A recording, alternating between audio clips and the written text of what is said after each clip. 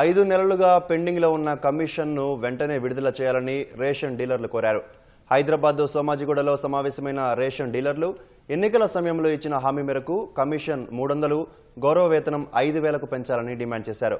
కేంద్ర రాష్ట్ర ప్రభుత్వాలు ఇచ్చే కమిషన్ ఏకకాలంలో ప్రతి నెల బ్యాంకు ఖాతాల్లో జమ చేయాలని కోరారు. 18 డిమాండ్లు నెరవేర్చాలంటూ రేపు రాష్ట్ర వ్యాప్తంగా రేషన్ బియ్యం పంపిణీ నిలిపివేసి బంద్ పాటిస్తామన్నారు.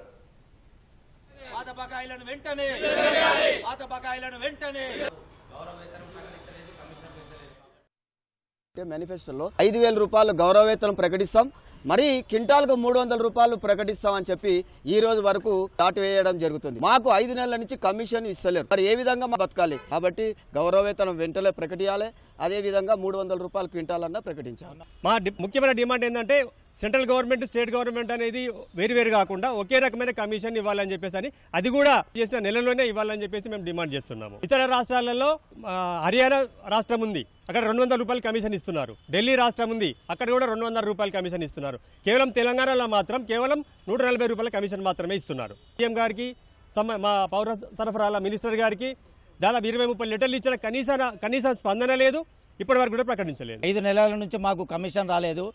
మొన్న ఒక 3 నెలల కమిషన్ విడుదలైనది స్టేట్ గవర్నమెంట్ది. సెంట్రల్ గవర్నమెంట్ది 5 నెలల నుంచి కమిషన్ రాలేదు కాబట్టి దాని గురించి నిరసనగా కూడా రాష్ట్ర వ్యాప్తంగా 5వ తారీఖు నాడు బంద్ చేస్తున్నాము. రేషన్ డీలర్లు చనిపోయినా కానీ వెంటనే 30,000 రూపాయలు దాన సంస్కారాలకు ఖర్చుగా కూడా మేము కోరినాం. ప్రభుత్వం ఒప్పుకున్నారు కానీ ఇంతవరకు మాకు ఏం చేయలే. కాబట్టి మా 18 ముఖ్యమైన డిమాండ్లు అతి త్వరలో నెరవేర్చకుంటే మేము పెద్ద ఎత్తున ఉద్యమాలు కూడా చేయడానికి సిద్ధపడుతున్నాము.